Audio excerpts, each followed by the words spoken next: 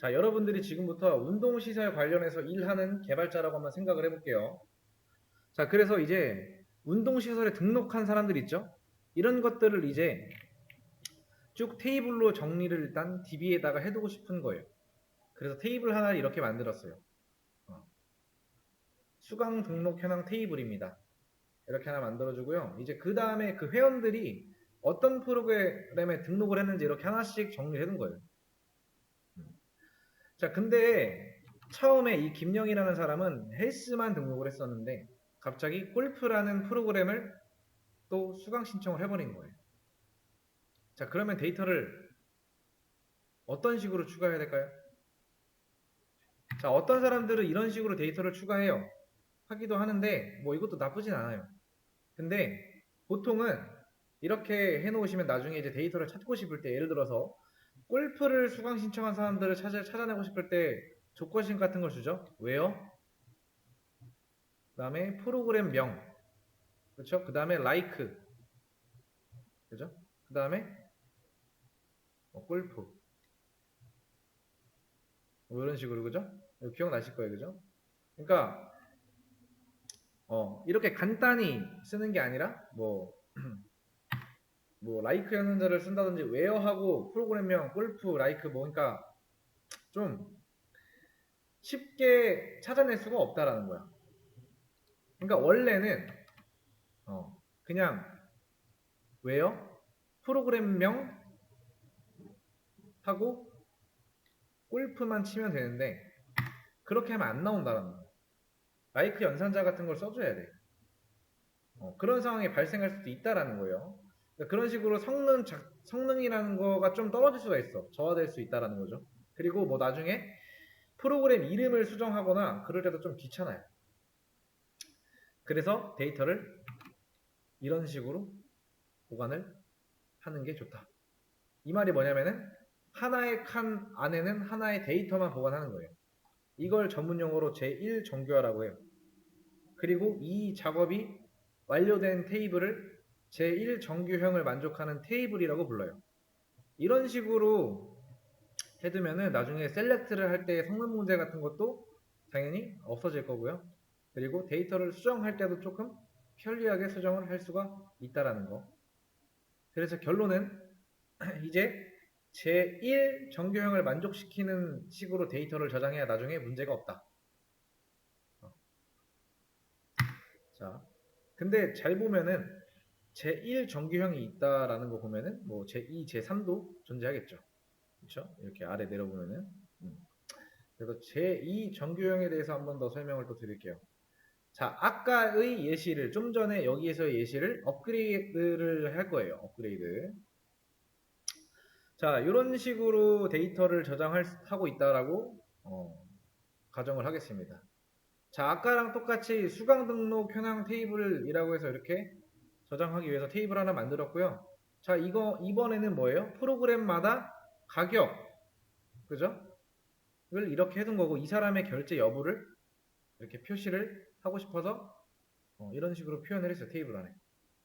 자, 이렇게 해두면은 잘 돌아갈 것 같지만은 나중에 문제가 생길 수가 있다. 무슨 문제? 만약에 헬스장의 가격이 7,000원으로 올랐다? 그래서 이 가격을 변경하고 싶으면 어떻게 해야 돼요?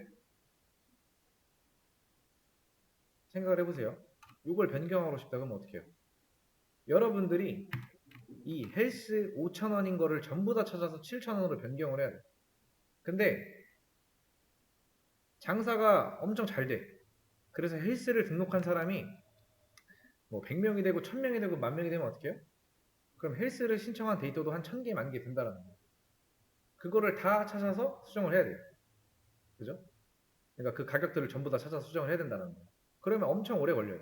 그러니까 가격 하나 수정하는데 뭐 1000개, 10,000개가 될 수 있기 때문에 이런 불상사가 같은 게 좀 생기기 싫다라고 하면은 제2 정규화라는 걸 하면 돼요. 제2 정규화라는 게 뭐냐면은 현재 테이블의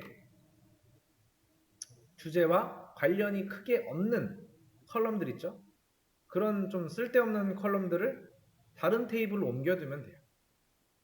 자, 지금 잘 보면은 이 수강 등록 현황 테이블에요. 어, 가격이라는 컬럼은 크게 상관이 없어요. 주제랑. 현재 테이블은 프로그램을 어떻게 누가 이렇게 등록을 했는지 저장을 하기 위한 테이블이지 프로그램의 가격 소개하는 그런 테이블이 아니에요. 그래서 가격이라는 컬럼은 현재 테이블의 주제와 맞지 않기 때문에 이거를 다른 테이블로 빼버리라는 소리예요. 자, 예를 들어서 프로그램이라는 테이블 하나 만들고요. 여기다가 프로그램마다 가격을 이렇게 해놓는 거죠. 따로따로 기록을 해두는 거예요. 자, 이런 걸 가지고요. 이런 작업을 가지고 제2 정규화라고 하고요. 이제 이 작업이 완료된 테이블을 제2 정규형이라고 부릅니다. 자, 이러면 뭐가 좋아요? 아까는 페이스 가격을 수정할 때 여러 곳을 건드려야 됐어요. 그죠? 근데 지금은 딱 한 곳만 수정하는 거죠. 그죠? 프로그램 테이블이라고 해서 요 안에 뭐 추가가 되던 말던 그냥 요 하나만 수정하면 된다는 거예요. 그러니까 수정 작업 같은 이런 것들이 좀 편리해진다는 거고 이런 장점들이 존재하면요. 단점이 무조건 있다. 단점이 뭐냐면은 자 예를 들어서 홍길동이라는 사람이 얼마를 내야 되는지 이런 것들 있죠. 조회하고 싶으면은 첫 번째 테이블 안에서는 이제 볼 수가 없다. 근데 다른 테이블에 있는 데이터까지 끌고 와야 이제 이 사람이 얼마를 내야 되는지 알고 있죠. 얘를 뺐다고 생각하면은 가져와야 된단 말이에요. 그죠? 이런 것들.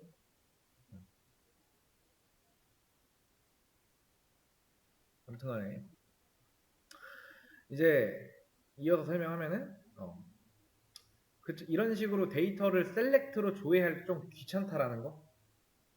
근데 그런 불편함이 있어서 비관계형 데이터베이스들은 정규화 이런 것들을 안 하는 경우들이 많아요. 근데 그러면 또 단점이 있어요. 근데 그 단점을 감수하고 그냥 쓰는 거예요. 비관계형 데이터베이스들은 좀 한번 검색해 보면 되고요. 근데 이제 관계형 데이터베이스들은 제2 정규화를 해놓는 게 좋아요. 제2 정규형을 좀 더 전문적으로 좀 표현을 해보려면 파셜 디펜던시를 제거한 테이블을 전부 다 이제 제2 정규형을 만족하는 테이블이라고 불려요. 자, 이 파셜 디펜던시가 뭔지 좀 쉽게 설명을 하기 위해서 개념 하나만 설명을 하고 갈게요. 자, 컴포지트 프라이머리 키라는 표현이 있어요. 이게 뭐냐면 우선 우리가 프라이머리 키라는 걸 배웠어요. 프라이머리 키가 뭐예요? 행을 서로 구분하기 위해 만든 컬럼. 그죠? ID 컬럼 같은 거를 프라이머리 키라고 했죠. 그죠? 행을 서로 이렇게 구분하기 위한 유니크한 데이터를 담고 있는 컬럼이라고 생각하시면 되고요. 프라이머리 키 컬럼이 없는 경우에도 우리가 프라이머리 키를 정해둘 수가 있어요. 컴포지트 프라이머리 키라고 부르는데 예를 들어서 이 테이블에 회원번호랑 프로그램명 같은 거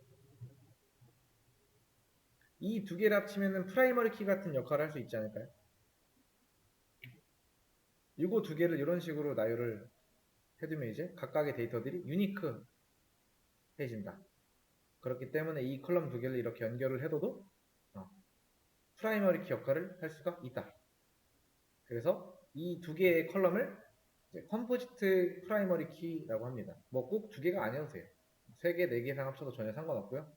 그럼 이제 파셜 디펜던시라는 거를 뭐 이해할 수 있는 분이 있겠고 또 이해가 안 될 수도 있어요. 자, 파셜 디펜던시가 뭐냐면 컴포지트 프라이머리 키 있죠? 거기에 종속된 컬럼이 있어요.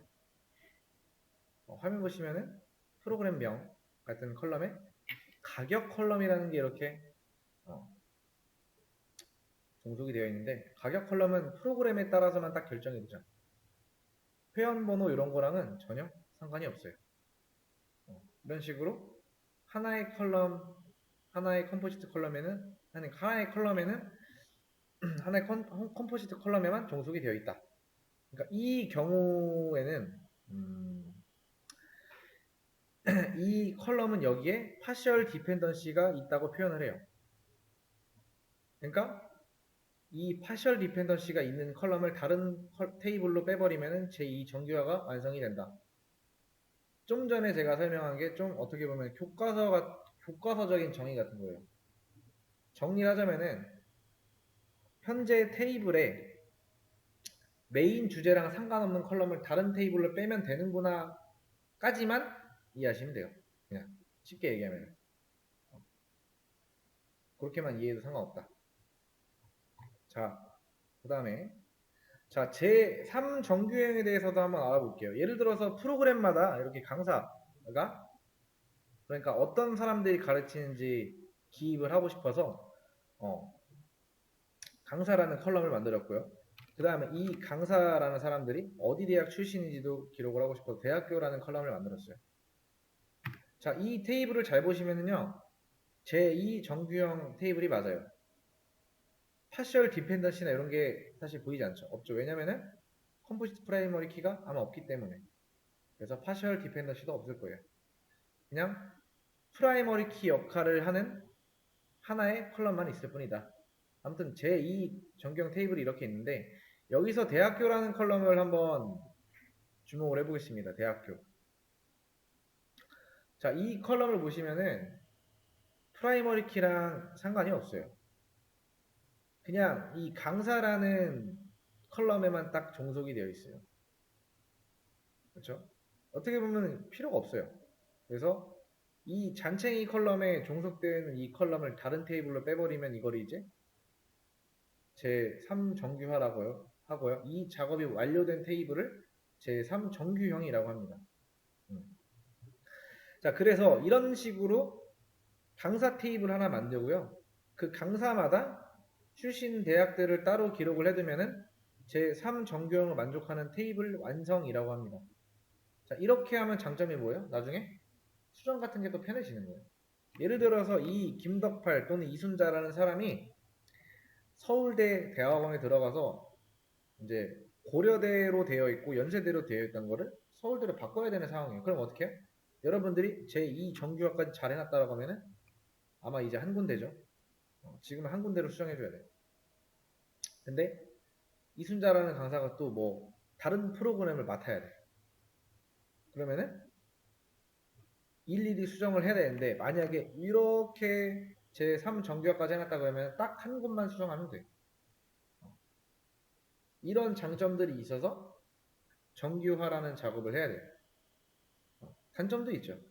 예를 들어 프로그램 테이블에서 이순자라는 사람의 어떤 학력이 궁금하대. 그러면 우리가 바로 조회를 할 수가 없단 말이에요.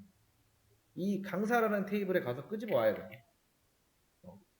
이런 귀찮은 점들이 좀 발생하긴 하는데 관계형 데이터베이스는 보통 제3 정규화까지 이렇게 해놓는 경우들이 많다.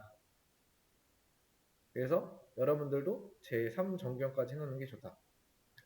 이런 것들을 사실 배우고 나면은 이제 여러분들 테이블을 만들 때 이 컬럼을 여기다 만들지 말지 이런 것들을 판단이 바로 서진 않겠지만은 좀 생각이라도 바로 갈 수 있겠죠. 어쨌든 정규화를 하는 게 좋다고 했으니까. 정규화를 하는 식으로 테이블을 만들어 나가면 이제 여러분들이 테이블 설계 이런 것까지 잘 할 수가 있겠죠. 근데 지금 당장은 잘 안 될 수가 있다라는 거죠. 뭐 지금 당장 이걸 이해하고 한다라면은 여러분들이 그냥 천재인 겁니다. 천재. 아무튼 이게 데이터 정규화에 대한 설명이에요. 아마